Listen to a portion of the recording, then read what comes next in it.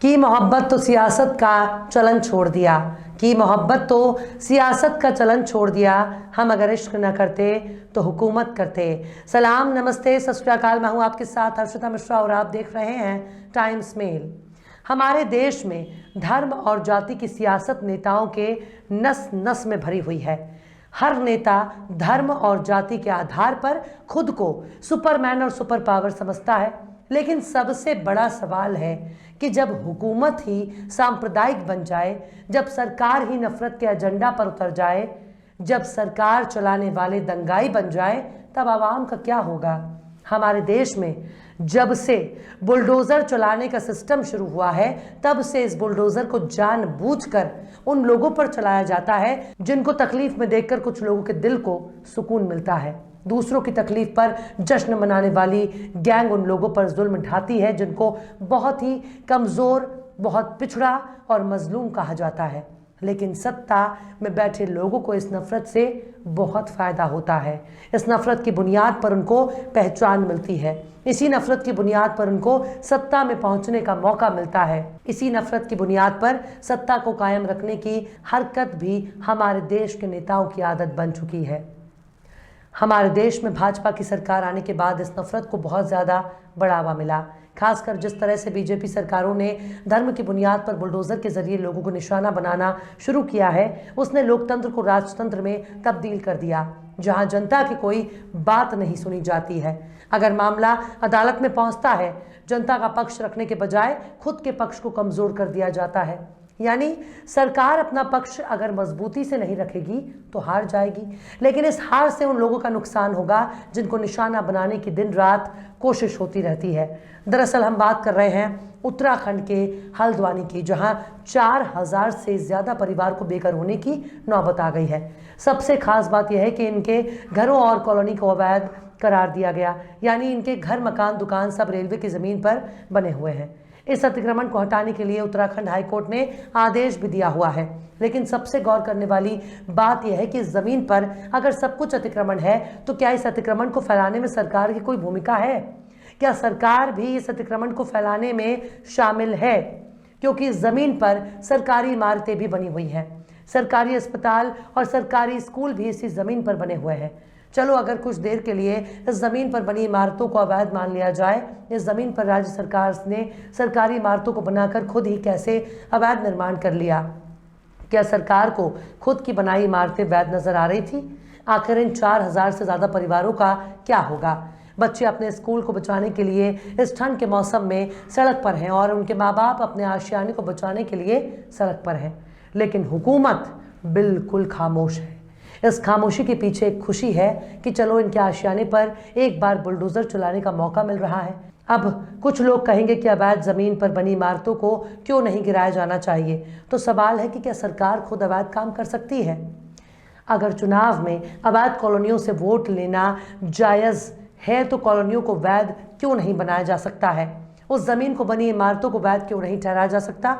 Railway की ज़मीन भी भारत का हिस्सा है और ये नागरिक भी भारतीय हैं। बेहतर तो यही है कि इन हज़ारों परिवारों के लिए सरकार कोई विकल्प तलाश करे। बेहतर तो यही होता कि सरकार इन लोगों के लिए आवास योजना के तहत कोई घर देती। हुकूमत में इतनी खामियां हैं कि अगर उनको गिनाया जाए तो दर्जनों खामियां सामने आ जाएंगी। लेकिन इन लोगों का क्या होगा जो सड़क पर प्रदर्शन कर रहे हैं? कड़ाके की ठंड में क्या इनको सर्दी नहीं लगती? क्या ये लोग इंसान नहीं हैं? क्या ये लोग भारतीय नहीं हैं? आखिर क्यों बेघर होने जा रहे हैं हज़ारों परिवार?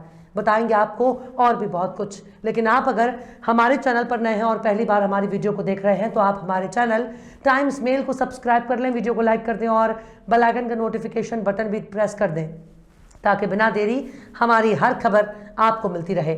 लौटते हैं आप खबर की तरफ।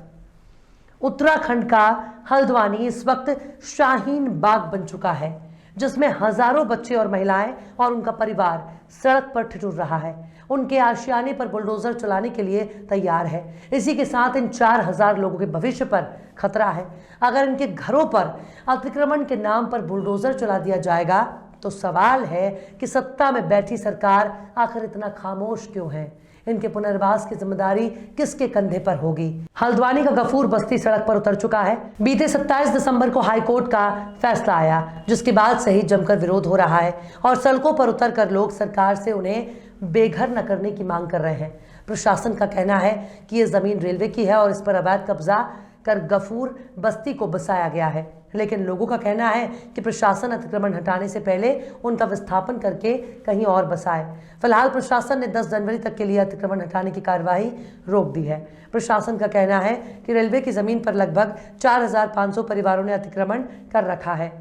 यहाँ पर लोग सड़कों पर उतरकर धरना दे रहे हैं, दुआएं कर रहे हैं। सोशल मीडिया पर भी इनके प्रदर्शन को जोर शोर से चलाया जा रहा है। इसकी वजह से तनाव का माहौल बन रहा है। दावा किया जा रहा है कि इलाके में रेलवे की जमीन पर अवैध कब्जे की शुरुआत साल 1975 से हुई थी।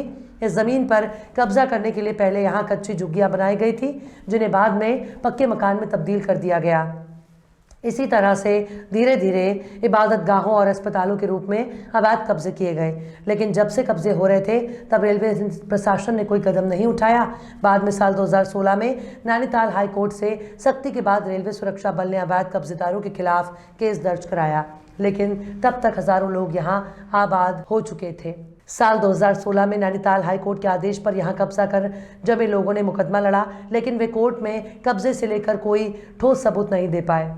लेकिन राज्य की सरकार भी इस मामले में कोई हल नहीं निकाल रही है। इनके दूसरे जगह पर आबाद करने का कोई भी विकल्प नहीं है। अगर इन लोगों को कहीं दूसरी जगह पर नहीं बसाया गया तो क्या उत्तराखंड की सरकार को जिम्मेदार नहीं ठहराया जाएगा? जब इन जमीनों पर कब्जा जमाया जा रहा था तब सरकार क्यों खामोश थी? पूर्व सीएम हरीश रावत ने सीएम को पत्र लिखकर मानवीय समाधान निकालने की अपील की है और कहा है कि बरसों से बसे लोगों को हटाने का निर्णय केवल कानूनी पक्ष नहीं है, इसका एक मानवीय पक्ष भी है। 50,000 से ज़्यादा लोग अपने मकानों से हटाए जाएंगे। वहीं इस मामले में शायर इमरान प्रतापगढ़ी काफ़ी एक्टिव हुए हैं। उन्होंने ट्विटर पर लिखा कि जिंदगी में पहली बार सुप्रीम कोर्ट आना हुआ है। हल्द्वानी के मजलूमों का घर ना उजाड़ने पाए, इसके इंसाफ के लिए हल्द्वानी के विधायक सुमित हृदेश, प्रभारी देवेंद्र यादव ने वरिष्ठ वकील सलमान खुर्शीद के साथ सुप्रीम कोर्ट का दरवाजा खटखटाया है। हमें 5 जनवरी की डेट मिली है।